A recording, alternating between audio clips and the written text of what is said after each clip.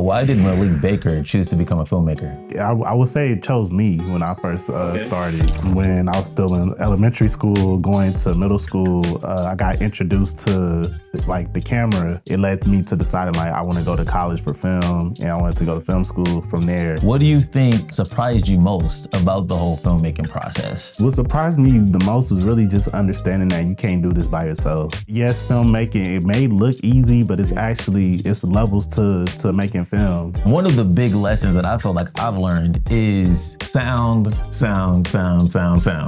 right? So what do you think in this journey, what has been the biggest challenge that you think you faced? I remember I submitted moments to festivals and it didn't get selected to not one festival. To somebody out there that is making that decision that they want to start being a filmmaker, what little piece of advice would you give to them? My biggest advice I would give to any aspiring filmmaker is to just...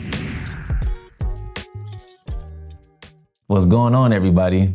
Welcome back to another episode of Hitting Your Mark, a show where I get to sit down with creative people who I believe are definitely hitting their mark. And my next guest today, he is a director, a filmmaker, LA's very own, my guy, Malik Baker. What's going on, man? How you feeling? I'm good, bro. You? Good. Can't complain, man. Yes, sir. Appreciate you for being on the platform with me, man. Hey, man, I was waiting for the call, bro. I've been seeing it. I was just excited to, once you hit me, I was like, yo, I'm excited to hop on it, man. Come on now. Yes, sir. Yes, sir. I appreciate that, bro. Two filmmakers doing the thing out here in LA. So I feel like we got to collab. We got to do something together. You know what I'm saying? So it's only right that we do it.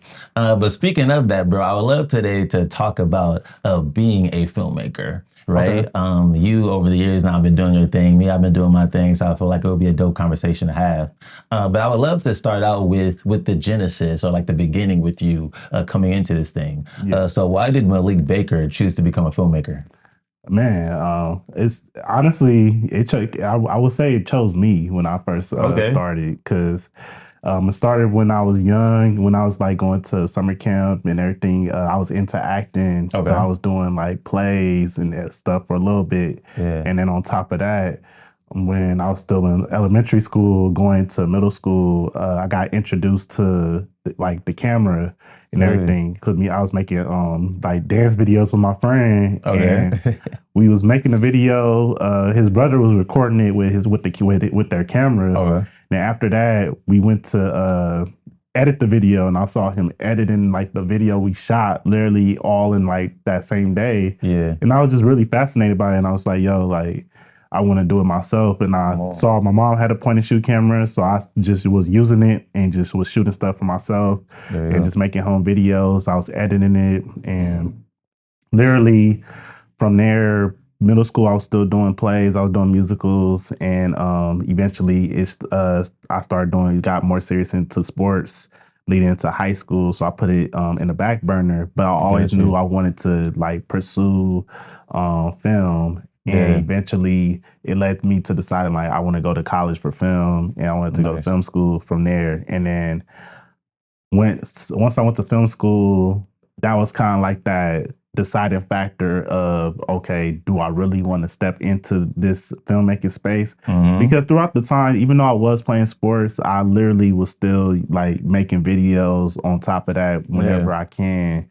And eventually, once I got to film school after my first year, I felt intimidated by it, but I also felt like I was a know-it-all, because I came in there just not being open to like learning.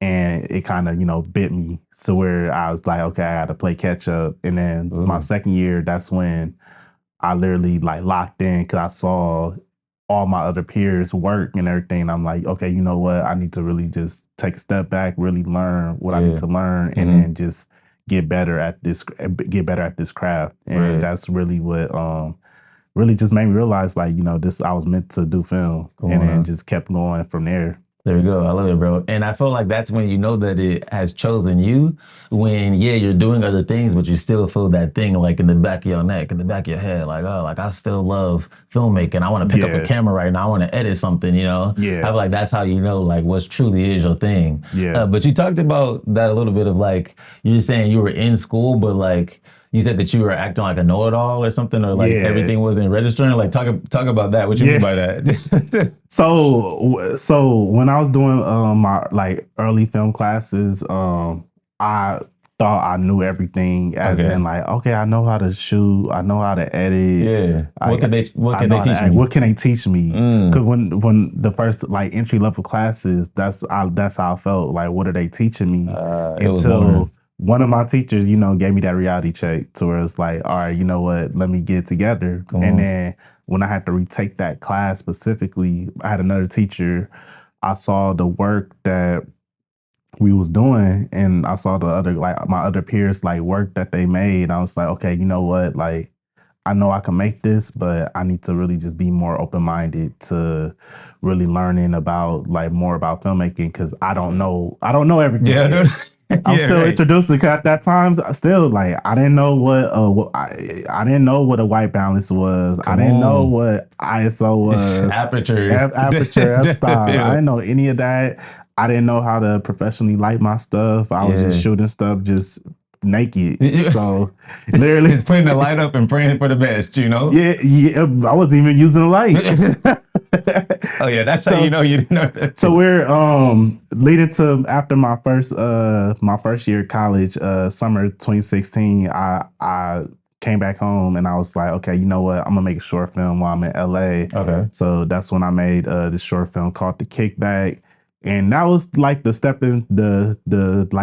stepping grounds into really like taking the time to learn about filmmaking, because I got a chance to really like go through the process of making a short film on my own, directing, shooting, editing, writing the script, and doing all of that, and really going through all the like phases. Like even when I first edited the project, I lost some of the footage to where I had to learn how to pivot from that. And then that's when I was like, okay, you know what? I need to really, once I go back to film school, like I know that I'm ready to like be a student to the game and just really start learning more. So come on now, there you go. It's all about being a student of the game, man, and not being arrogant and coming to something thinking that you know everything, but willing to soak some stuff in too. So it's beautiful that you eventually did that. But boom, you talked about that, right? Of like, then you came home and you made your very first short film, right? You were a part of the whole process of like the pre-production, the production of it, and then post-production, right? Of like actually putting the whole thing together. So that being your first film and you getting into it, what do you think surprised you most about the whole filmmaking process? I mean, what surprised me the most is really just understanding that you can't do this by yourself. Yes, sir. That's one of the main things. And even though really just understand I can't do it by myself, and really that you can't go far if you're not open to just learn, or not open to really like, get pointers, or really taking that chance to like study the craft. Because filmmaking, it may look easy, but it's actually, it's levels to making films. It's levels to it, bro. It's really levels to it. From where you look back at your first project and you like, man, this I could have done so much better. At first, my eyes, I thought it was like, oh, this look really good. This is dope. This is gonna get us out the hood. You feel me? This is gonna be it. This is gonna go viral. And it's gonna go viral, and that's not the case. It's definitely not. It's not. So literally, just it really opened my eyes to really being open to learning, and really like being a student, and just taking the time to really like learn from my mistakes, learn what I could do better from the next shoot. And that's why I had to start amplifying like sports into filmmaking too. So got you. Yeah, that's super fire, bro. A lot of beautiful stuff you said in there. The one thing that you talked about too, which I would love to talk about, is that you said that you learned that you can't do it alone. Yeah. Right? You always need people, right? Yeah. And if we watch movies, bro, we watch those credits are so long. It isn't just like one or two people. Like, it's so many people, from the people who did the lighting, the people who decorated the set, the people who did the wardrobe. Like, there's so many people. But as independent filmmakers, sometimes we feel like we need to do everything and we need to put our hands on it. But what I realize is that when you allow somebody else to film the thing, when you allow somebody else to do the sound mixing, it can come out way better than you even imagined. And now I know that you do have a team. You have some people that you rock with. Like, who are those like key people on your team that has helped you along the way in this journey? Man, I feel like that's So like it's a long list. It's a long list, but I could keep it like as far as like the key Yeah, it is players. like so. Yeah, yo, key people, bro. Yeah, first and foremost, I'll have to say Kelly Flicks. Yes, My sir. boy, Shout out Kelly. yeah, shout out Kelly Flicks, man. You already know the deal. Come on. But yeah, he played a big part into the whole process. Literally, I met him a year after I made the Kickback, and we was originally I was supposed to help him out with his short film, but I was still in school during the time that he was filming back in LA, to where I say fast forward like a couple years later, we eventually we still stay connected. Yeah. But then like 2019, 2020, we started really like locking in and really started just being really started working together more. And that just like my right hand man, first person I'll probably hit up for like if I'm doing a shoot, any project, client work, whatever the case may be. Yes, sir. Hit him up, be like, yo, you free? Like, yeah, what's up? Like, hey, I'm doing a shoot, you want to help me out? Like, yeah, I got you. Come on. So definitely him. I'll have to say Aisha. She's someone I met along the way post film school, and I literally was in the process of I was working on editing a feature for somebody else, and I found out she edited because I shot one of her projects, and we just became real tight, and I just enjoyed her organization skills and everything else. So I brought her along for a couple projects outside of just that project we intentionally was going to work on, but you know, it didn't see the light of day. But it's all good. That's a whole nother story. Right. But yeah, Kelly Flicks, Aisha. I'll have to put my boy Jay Ford in there. He was a big, I'll say, inspiration to my journey.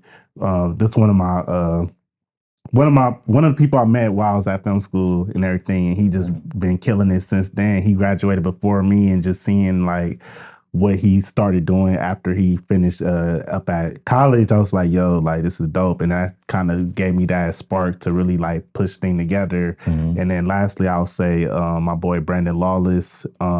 He was one of my classmates for like my last year of school, and he was on the football team at my school too. He was the one that kind of plugged me into filming for our school athletic program, filming all like the football game, traveling with the team, and just being able to help further my career a little bit and like really be a starting point as well. And we still been locked into this day after we graduated, and been working on a couple projects, even though he does more stuff on more of like the corporate sports world. It's just still, he still played a big part in it. Just overall, just like being around, just like someone I could talk to, someone I've been through like through the mud with while we was, trying to get our degrees and get through the politics. So yeah, I'll say those are like my top four. It's a lot more in there. So don't be mad if I didn't put your name in there. I just have to keep it brief because I could go on all day about it. Right, come on now. We'll be here for 2 hours talking about all the people that came alongside of us, helped us along the way. But I'll say my last person. Top five. My last person will be my boy Darren. I met him back in 2022, I believe. At a shoot, I was PAing, and he's like someone I rock with from just in general. He reached out to me just on like, yo, let's kick it, let's like get to know each other, and just like, yeah, bro, I like rock what you doing, whatever you got any shoes, like let me know, like I'm down to help you out, everything else. And he just and one guy that definitely connect the dots, and he was someone I definitely could hit up and rely on if I needed like help with something. He always just down to help out, vice versa. And we literally just been locked in since. And eventually, I remember at the time, like he didn't have his equipment yet, but he was just helping me out, just shooting. He had a drone, so I'll get like drone shots. But then he started getting his whole gear set up, and then like he started cam op and DPing like a couple of my projects a little bit here and there. So yeah, I got to shout out to him as well too. Come on now, shout out to the top five. Top five. I think I got a top three, but I'll get up to a top five eventually, I'm sure. Yeah. But I think that just goes to show that like even though it's good to have people around, but it's still like the type of people that you have around, right? Like, and I feel like I'm definitely been best to like have people that's with me that's like tapped into the vision. That's like, you know, like my boy Asher, he's like really like the top guy that I'm linked with right now. But like, he's not a client to me, and like I'm not a client for him, but like he's really just like locked in. Like, what is it we doing, bro? All right, let's hit it. This is how we can make it better. This is how we can make it good. Do you feel like the same way is really about not just people, but the right kind of people that you with? Yes, yeah, you definitely got to have the right people around you to support your visions, just support you creatively, and really trust whatever the mission is. Because you know, there's going to be time where you're going to have probably some people in there that probably you would think they probably there for the vision, but they probably there for something else, or they probably have their own motives and everything else. So you just got to keep that in mind. At the end of the day, I mean, for me, I don't expect much from anybody, you know. I just, you know, let people come as they are, and I just see what it is, and then I have to adapt from it from there and everything else. But it's definitely plays a big part of having the right energy around you on set, everything else on any of your projects, because you want to make sure you come to any project with a positive mindset. You got a positive crew. Make sure everybody's happy to be there. They're not feeling sluggish or just dreading to be at the shoot or anything. So yeah, you got to make sure your crew is like tight knit and really support the vision and support the mission. Yes, sir. It's definitely got to be tight. You said what? They got to support the vision and support the mission. Come on now, we spending bars on here too. Like, you know, I love it. But yeah, bro, especially this independent filmmaking game that we playing, bro. Like, you know, is not big budgets that comes along with it, right? You know, if you paying somebody, you ain't paying them top rate, and or you might not be paying them at all, right? And there's some people that's trying to link with you just for the rate, just for the, you know, the check that they might get at the end of it, or they call themselves like making you a favor. And those people will show you who they are, you know what I'm saying? And when that stops coming, they're gonna be gone too. But I feel like it's very pivotal, and I'm very glad that I have people around me right now, and I'm sure you're grateful for that too. That people that's just locked in with you. Oh yeah, I mean, I'm grateful for people that I have locked in, and it's always people that I do admire or do want to work with, and you know, I respect they work so much to where it's like I would even like want to ask them like, yo, like, would you be down to do this, or like off the love, or if they support it, everything else, like, you know, I respect that. If it's, you know, I feel like for me, I have a fine print of knowing like, look, I know I'm a reach out to you once I got that I got that. Exactly. Come on once now. I have the funds for you, I'm going to reach out and I'm going to hit you for that project. Or if the project makes sense, I will let you know, because I'm just not going to hit everybody up for just any project or any scale, any project, whatever scale it is. It has to make sense. Right. So that's how I always think about it. Like literally, my recent project, I told one of my this one dude, his name Mikhail. He's one of the most amazing first ACs I ever worked with, and I remember telling him like a while back, I'm like, yo, like I'm gonna hit you up real soon for a project that's gonna make sense. He's like, all right, cool. And I was like, yo, the time has come. He's like, all right, yeah, like let me know like what dates you thinking, everything else. I gave him the whole rundown. He was like, I'm with it. So I was like, cool. Wow.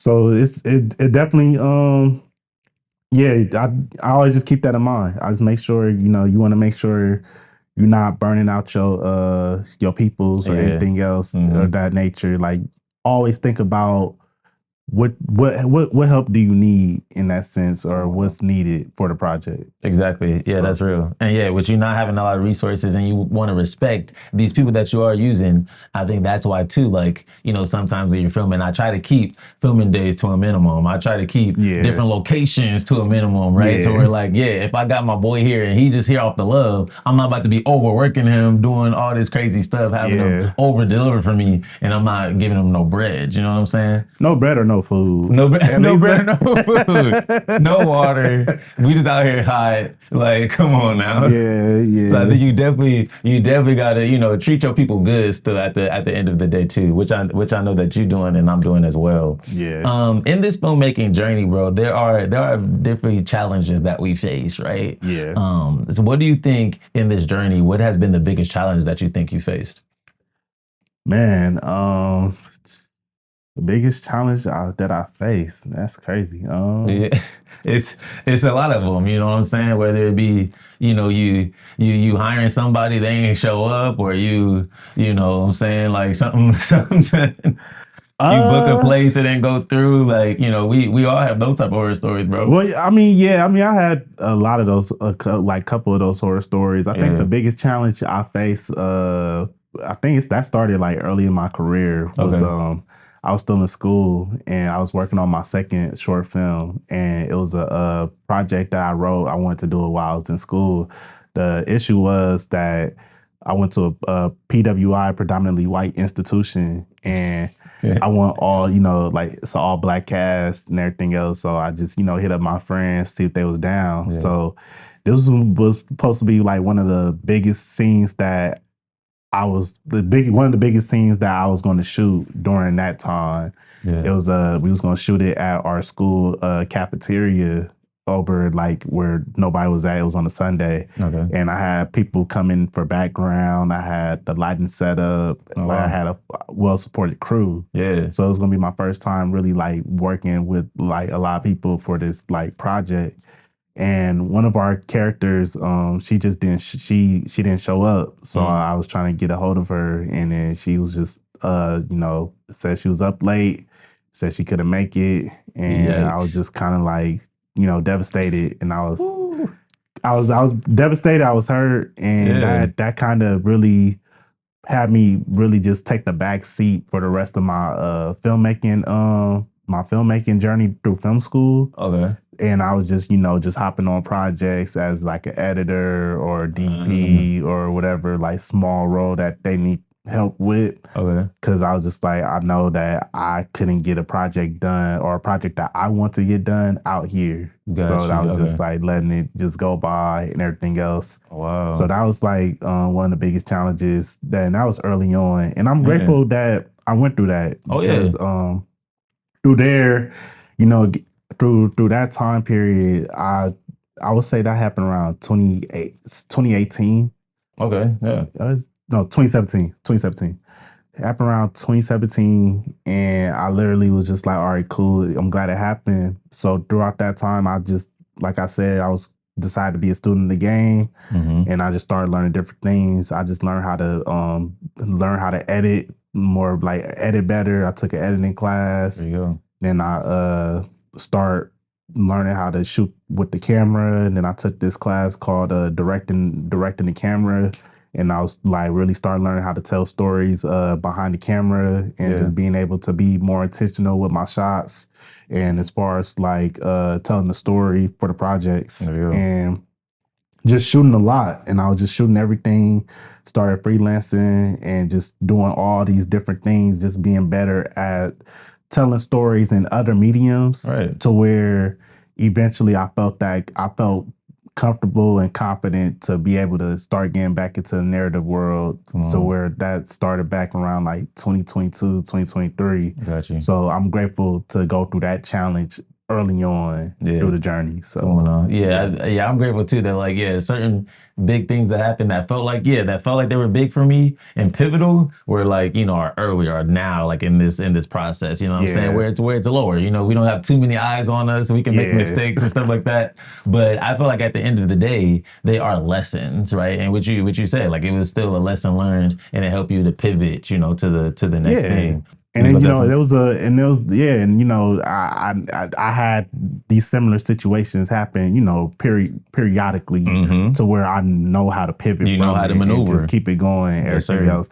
Because I know that most people, if imagine your first project and someone didn't show up from your actor or something like that, they Yeah. get a no call, no show, and if they feel they'll feel devastated. They feel, upset, hurt, just don't know if they, start, second guessing themselves and Yeah. everything. So where it's like, that could kind of put you like in the back. Mm-hmm. And that's where that's like a breaking point where it'll make or break you. It's like, how do you pivot from there? How are you going to like resolve this problem? Yeah, So exactly. it's a challenge, but it's a blessing to be able to go through that early on in your career and just being able to, go through those emotions and take the time to really like start learning stuff elsewhere to where you can build your confidence back up and do something else instead of, just put it down and be like, oh, I guess the filmmaking ain't for me. Right. So, that's definitely not the mindset to have. Roadblocks, challenges, hurdles, like that's with anything. And especially with things that like you're destined to do, like your purpose, like it's always going to be there but that's just a test to see if you're going to push through. But I mean, I want to move on, but I would love to stay there real quick and know what did y'all end up doing? You said like she was a main actress, she just didn't show up? Like, main actress. How did y'all pivot? Or y'all just didn't? We didn't pivot at all, bro. Like I just scrapped the project. Whoa! That's on shoot day. That's after crazy. that shoot day, I scrapped the project. We was gonna reshoot it. Yeah. But at that point, I was just like, we could just scrap it. Like I don't. Wow. You was just defeated like that. Yeah, I was just defeated. So at that time. Right. So, but if that happened today, you would be like, yeah. I like I said, I went through this. Yeah, that didn't happen multiple times. Again. It happened. It happened on other recent projects before. Yeah. So I know how to pivot through it now compared to before. Come on now. Yeah, so. That's crazy, Rick. We'll talk more about that off camera. We'll talk more about it off camera. But yes, challenges are lessons. And I feel like I have definitely learned a lot of great lessons in this filmmaking journey. One of the big lessons that I feel like I've learned is sound, right? Just how important sound is. The visual can look, bro, so crispy. It can look so good. The lighting be great, the coloring. But let there be some weird sound. Let there be that mic just sounds crazy. Like it's just terrible film now, I remember speaking of, we were talking about how like you have your first thing and then you look back at it, you just cringe. Bro, my first thing, bro, like, oh my gosh, the sound is just super crazy. Yeah, like that sound right there, and that sound right there that we just heard. Maybe they didn't hear that, but we heard it. It's all good. It's all good. It's all good. But I remember then I sent it to a guy who's done like films and stuff like that, and he was like, "Hey, bro, like this is great. Let me just give you one piece of advice. Sound is just as important as visual," and that's all he said. And I've taken that with me from all the films that I've made now, just knowing how important that sound is. What's one big lesson that you learned, or is that one of the lessons that you learned? Oh yeah, sound is very important. Sound is very important. That's been the main issues that I dealt with, still early on.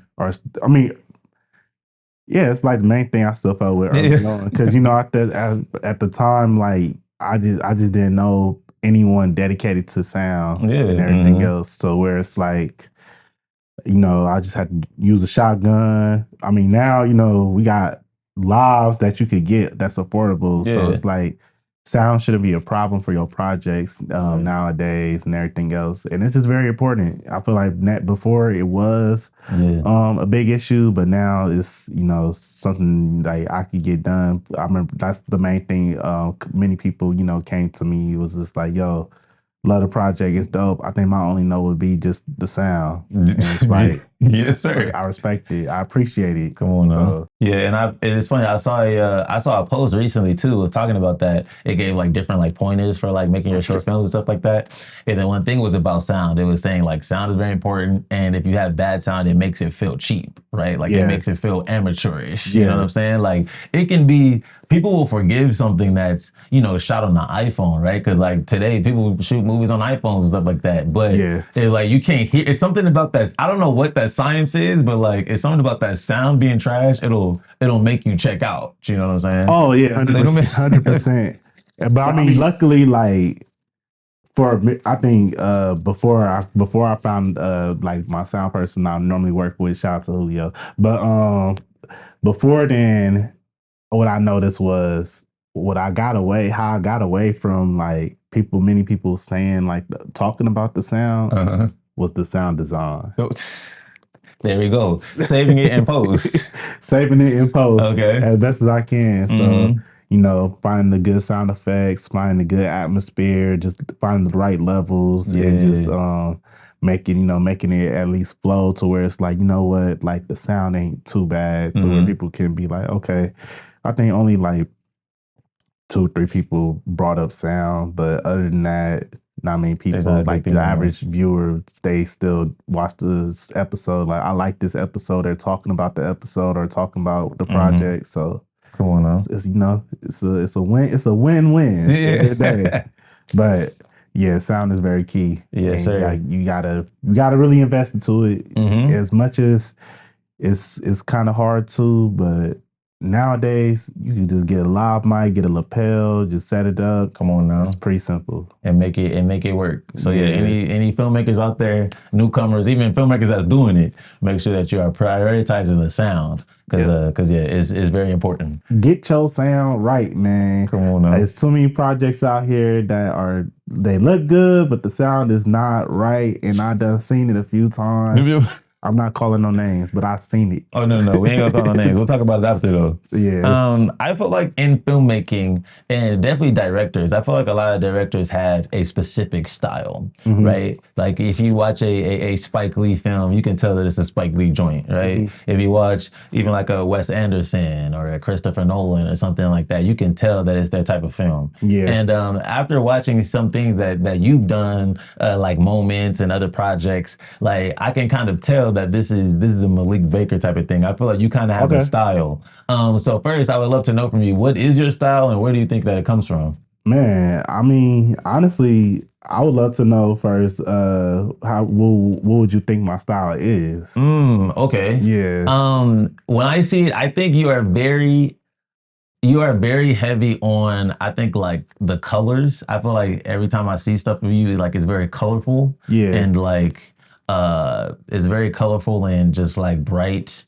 And yeah, I feel like it's very visually like aesthetic. Like it always seems like there's like an aesthetic to it for some reason. And maybe also because the a lot of the moment stuff was vertical, so I think that maybe went into it too. Like anytime I saw like a vertical video that was like shot crispy and like it was like I feel like it seems like that's you. Yeah. Like I feel like even I saw because you've done like a music video, I feel like for like a rapper or artist or something like that, and it was vertical, and I saw a clip of it, and I was like, this looks like Malik, and I saw who like did it. I was like, it's Malik. Like I don't know why, I can just tell like the color, the vibrancy of it, like that just feels like that's your style to me, Okay, yeah, respect. I feel like that's the.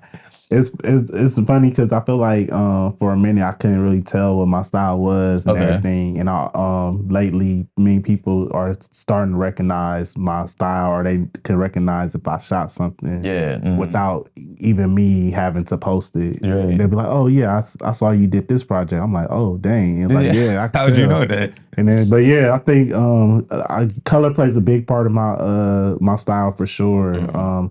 I would say from that, I think the inspiration came a lot from like Spike Lee, early projects with his color palettes, very bright and just naturalistic. And then I'll say as far as this like suspense and more surreal moments, I feel like most of that came from like John Singleton. Just more of like, stories that I like to tell that's not being shown in the mainstream narrative. Yeah. And those two things are like my points for sure. Like very heavy on the colors, very heavy on just the seriousness, suspense. Also heavy with like cinematography. I am a big fan of the like tripod shots a lot. Like I like having some like still shots that feel like a picture frame. Right. Something that, can people be like, yo, like this was just dope of like seeing this scene right here or seeing this moment. Right. Yeah. I feel like that too. Yeah. It's always kind of like, there are sometimes I'll see that y'all like handheld or like moving or something like that, but a lot of times it seems like it's tripod, like it's still, and like you said, like it's a portrait, Yeah. And I feel like those colors are always, I think it's the colors for me. Like it's really like colors, how they're like vibrant and stuff. I can tell that it's a Malik Baker joint. You mentioned the likes of Spike Lee and John Singleton. Are those the directors and filmmakers that you look up to? Yeah. Those are directors I look up to. I also look up to Spielberg, look up to Anderson lately too. I like I feel like Just lately, I've been a big fan of his styles. Just seeing like how creatively it is. Just the still, it feels like you're watching a 2D film in the three-dimensional like atmosphere, which Yeah. is crazy to see. And yeah, I'll give credit to all of those filmmakers. There you go. Come on Yeah. now. So is that when you see those people, like, are those the type of things that you want to do? You want to make like, feature films? Do you see yourself doing series? Do you see yourself doing, whatever type of projects are, but do you see yourself doing movies or what?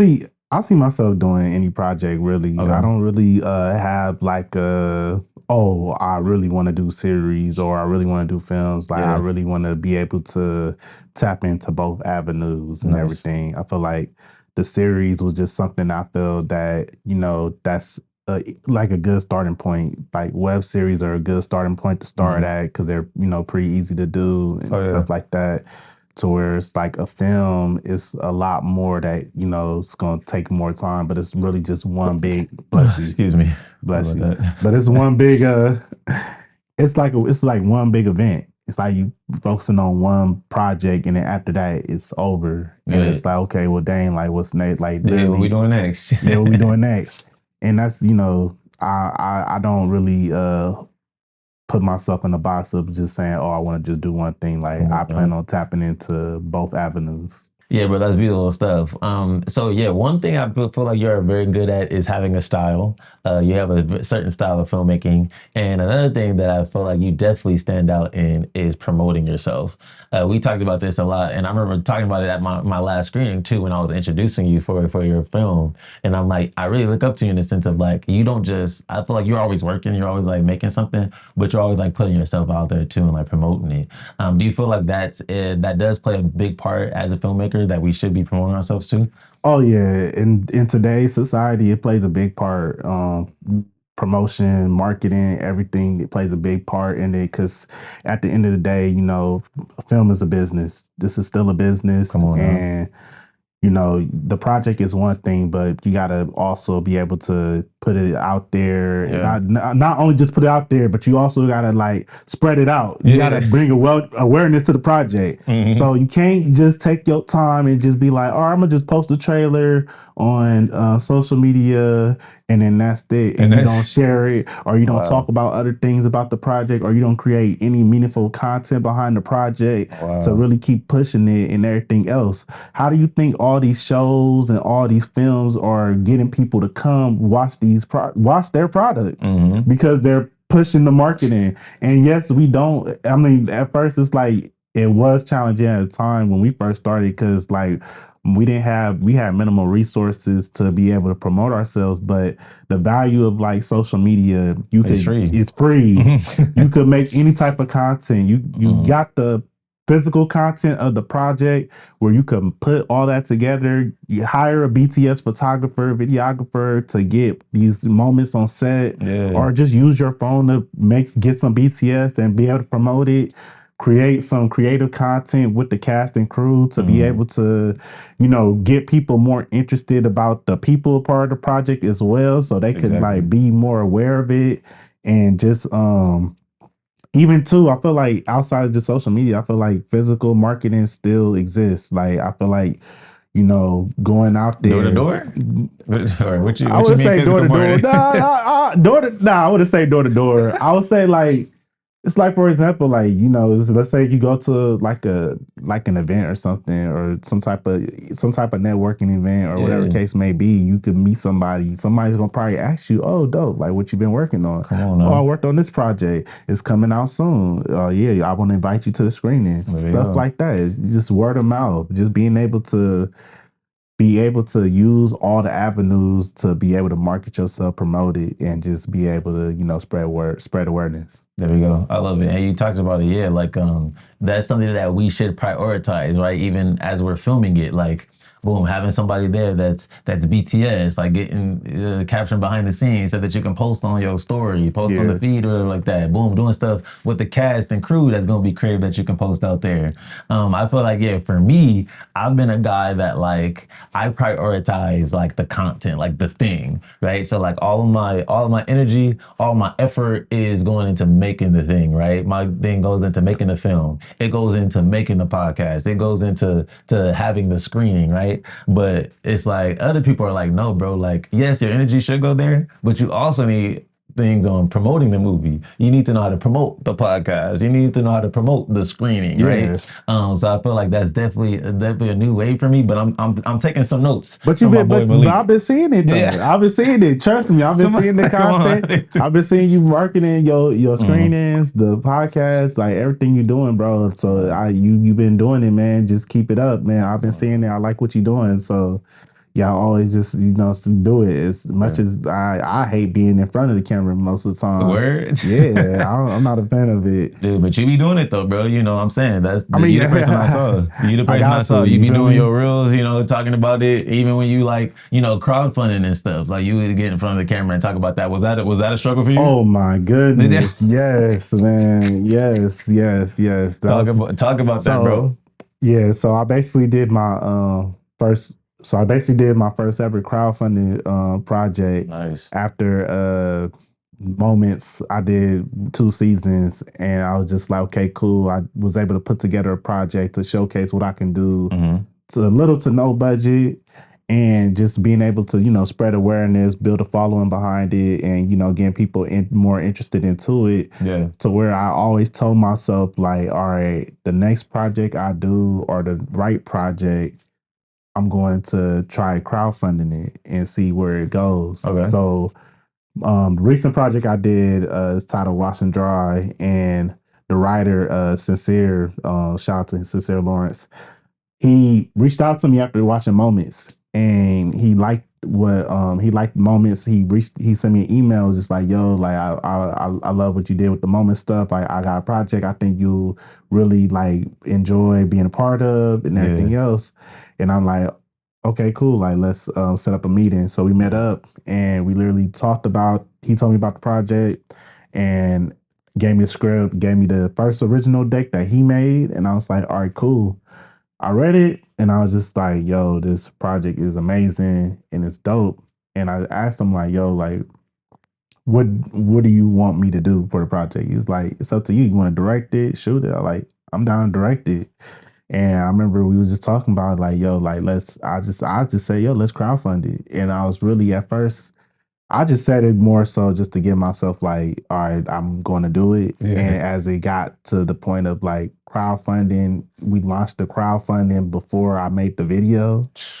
Literally, I was just like, yo, I got to get this right. Cause I seen couple people try crowdfunding for their project and, you know, it wasn't successful. And I knew for me, I was like, okay, I gotta, you know, be prepared for whether if it does go well or if it doesn't, or just see how it goes. I was like, you know what, let me see how it goes and see what happens. And you know, in the beginning, it was slow. It was kind of hard at first, and I was doing like the most. I wasn't even really at that time. I didn't really have a marketing plan. That was my first time. I didn't have a market strategy behind the crowdfunding because it was all new. So I was just like, okay, let me do what I know I can do.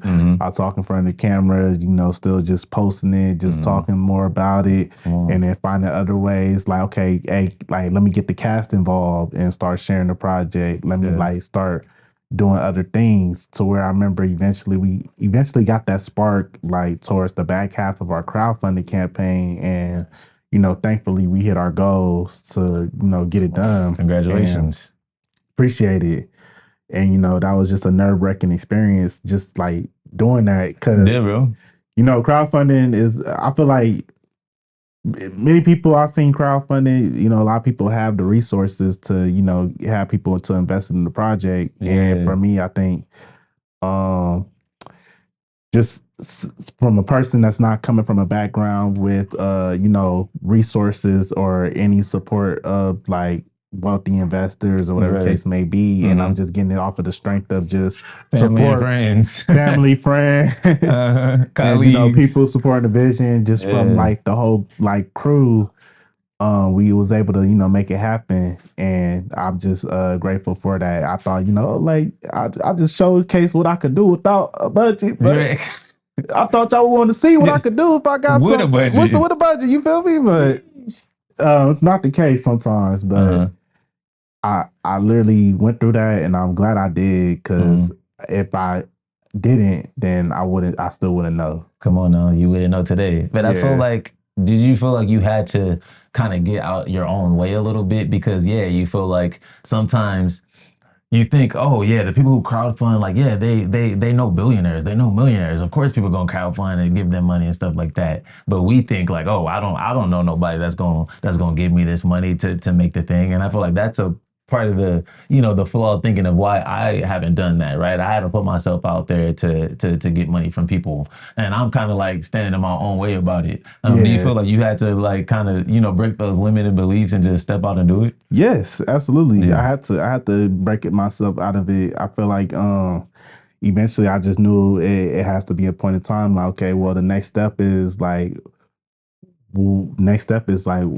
can you showcase a project that has a budget? Because I felt like I showcased what I could do with little to no budget, but it's like, okay, I need to showcase how this project will look with a budget and bringing in a proper crew and everything to get things right, and just going through everything. Because I remember I submitted moments to festivals, and it didn't get selected to not one festival. Wow. Talk about it, bro. Come on now. That's real. Then they get selected to not one festivals, and I was just like, I was like a little upset, but I was just like, what, it's cool.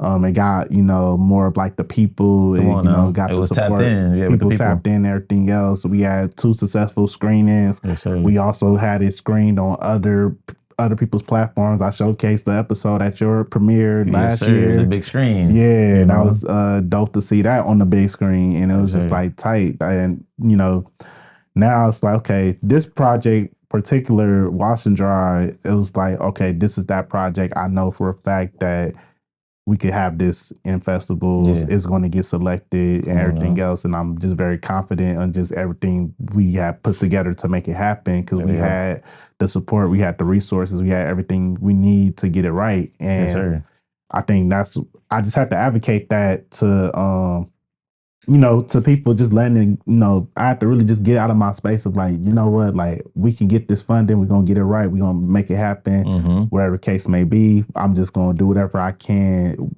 to, get it going. And we just have to make, different moves, like literally like let people know like, hey, like we got the crowdfunding going, still going, just anything counts, everything else. And, granted, like surprisingly, I thought, when we was doing the crowdfunding for Wash and Dry, I thought we was going to get at least like 100 something backers on like just getting the minimal of like $10, $15. Yeah.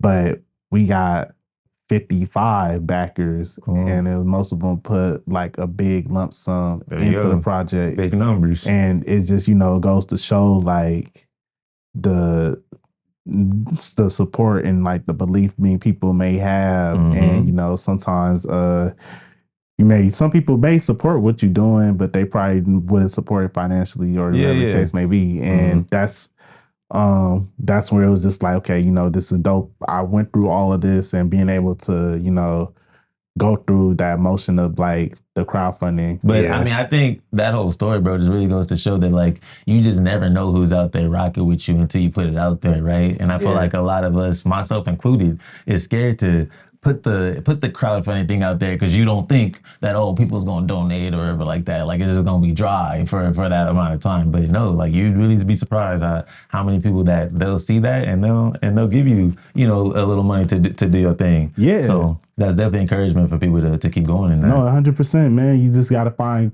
different creative ways to just like to push it, because like crowdfunding is the one thing is just hey, I'm raising funds for a project. Yeah. Anything helps. So you got to do different things. Like I think for that, with it. think for that one we did like I did the talking point. We did a promo video, kind of like a quick little look of the project. Like a little sneak peek. Little sneak peek of like a prequel or something to the project. And then I had the cast, make their own individual videos, and then I, make little like personal videos for my story to just let people know about it. So that was just like the whole like strategy behind, getting people interested and just staying present on it, like letting people know, like, hey, we got this. But then I think the more people start seeing more people donate to it, a lot of other people start just hopping in. So there you go. Yeah, you gotta always you gotta trust yourself, man. You can't let yourself think limit, man. We on to bigger and better. Yes, sir. Come on now. No limiting beliefs out here. Yeah, we man. Reaching for everything that is out there for us, bro. So bro, you are great you have a style. You have a style of filmmaking. You're great at promoting yourself. But another thing too, I feel like you're great at is tapping into community. Just recently I was at one of your events. It was called the Mocha Exchange. The Mocha Exchange. There you go. It was a great place, bro. It was a great hub where other creators and stuff can meet each other. So it seems like you are big on community. How important do you think it is to have community as a creative and even a filmmaker? Man, it's really important to have community, especially in the times we're in right now. Just to have that support and just to have that back end behind people to be able to connect and just connect, create, and just being able to have that support that's needed in this time of need. And shout out to Angela, my co-host for the Mocha Exchange. And it originally was the idea to just be able to bring our friend group to come together to connect and everything else. That was like the intention from the first coffee and mixer. And it was just like, let's have a mixer. And I was just like, okay, I know I've been to so many mixers, and I feel like most of the mixers I would go to would be like at nighttime. Okay. And I just thought, I'm like, I think it'd be dope. We did like a coffee and mixer, and she was like, I think she agreed with it too. And then we was thinking about coffee shops. So we had our first 2 mixers at Palm Grove Social at their patio, and shout out to them. Appreciate them letting us use their space. Mm-hmm. And literally, the first one, we just kept it more to internal and just, put it on our regular socials, a little like short notice, but just personally sent personal invites. Yeah. And it was a good turnout. And then the second one, we kind of was just like, okay, we posted a recap of the first one, and it went viral on TikTok and Instagram. And literally, many people was like, dang, I want to come to the next one. I want to come to the next one. So where we had the second one, and we, promoted this like promo, and then people pulled up. We had like a whole different crowd from the first one. We only knew 10% of the people that came. 90% of people are all new people that we just met and connected with. And it just really goes to show, like, it's crazy how many people are looking for community right now and everything, and just, new connections to make for projects and everything. Because I remember when I was like first starting out back out here, and I was like wanted to find someone to like, rock with me and shoot a project. And I feel like most of the issues I dealt with was I just didn't have work to show, or I just didn't have people that believed in like me to, be able to be down to work with me or support the vision. To where, after doing like moments and everything, I felt that confidence of just, or doing moments, even moments too, that help bring more people together, bring community together, to where now most of these people that I worked with from moments, most people from the coffee and mixer, they start working together on other projects. They start connecting, doing other things. And I'm just grateful to be able to create that space and platform to, bring people together. Even this people that's not even from LA coming out here and, looking for new creators to connect with, tap in.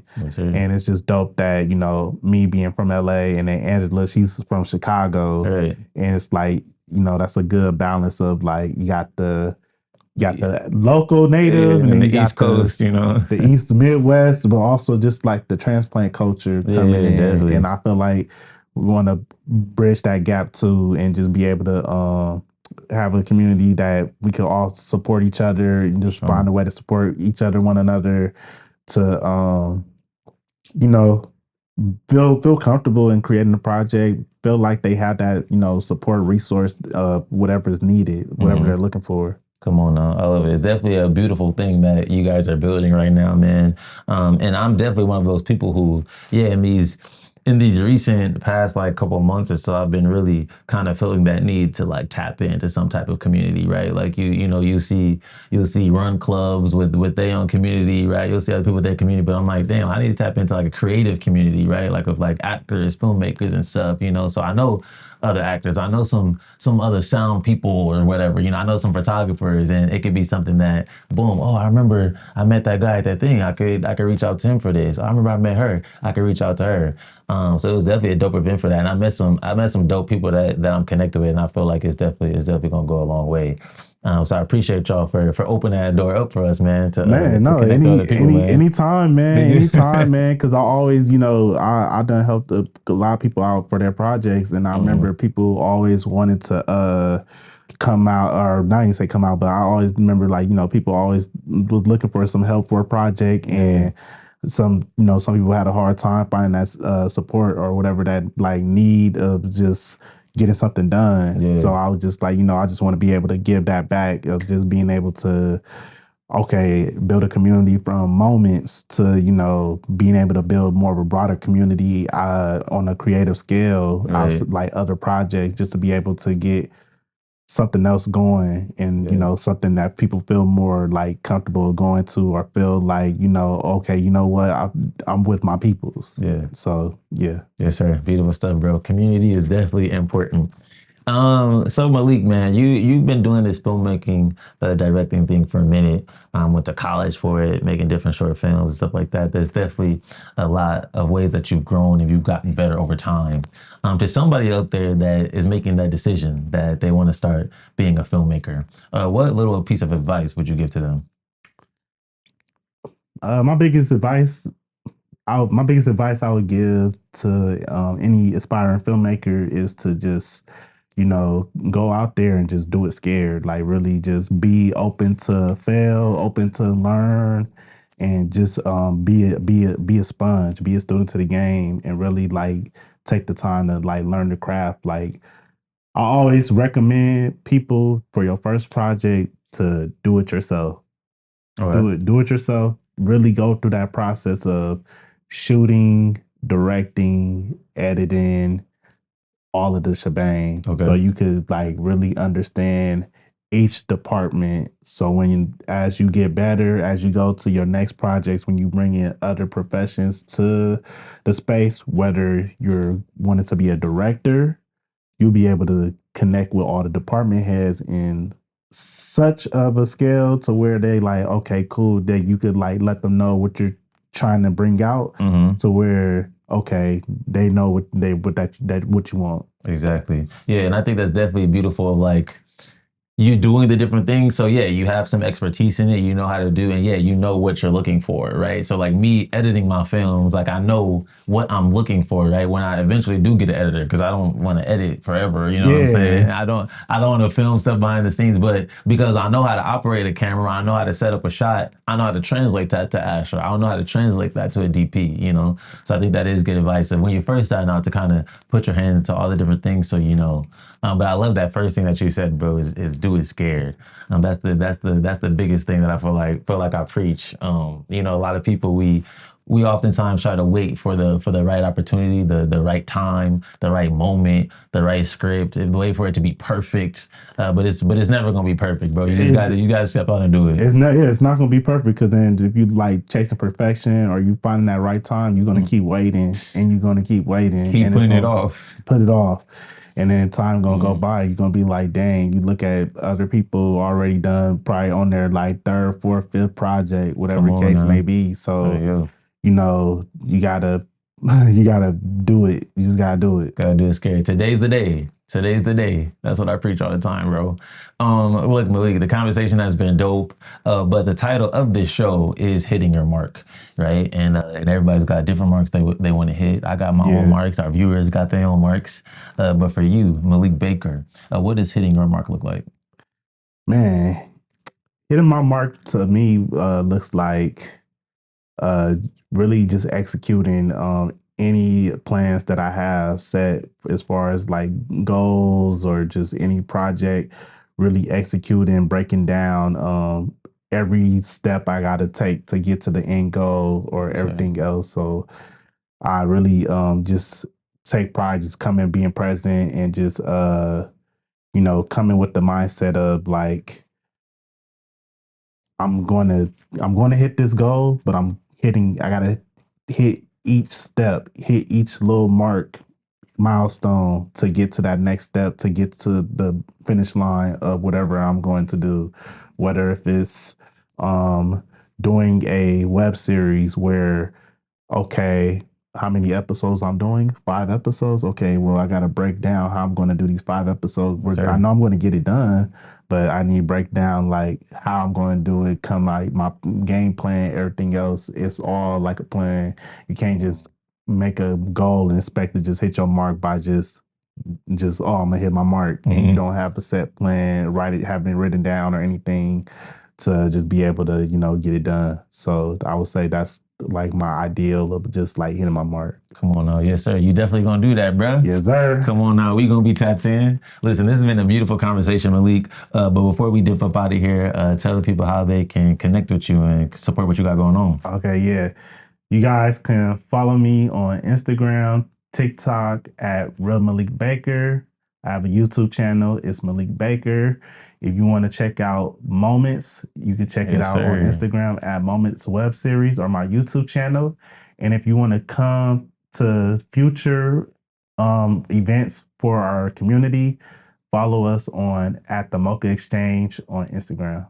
Come on now. Yes, sir. I'll be sure to link all of that in the description so people can tap in with Malik, tap in with him, young filmmaker in LA doing the thing. Super proud of you, bro, and inspired by you and by this conversation. Nah, man, proud of you, man. Appreciate you letting me come out, be able to, talk, chop it up, man. I've been wanting to hop on this for a minute. So come on now. I appreciate you just giving the call. Of course, bro. The pleasure's all mine. The pleasure is all mine. Look, I hope you enjoyed this conversation. And if you did, feel free to like this video. And also throw something down in the comment section. Malik was dropping some good gems. We were talking some good stuff. So if you got something from the conversation, throw it into the comment section below. We want to see it. And also feel free to subscribe to the channel so you can stay connected with us and see future episodes that we have coming up. Thanks once again to my boy Malik for being on the platform with me. We'll catch you on the next one. Peace. Peace out.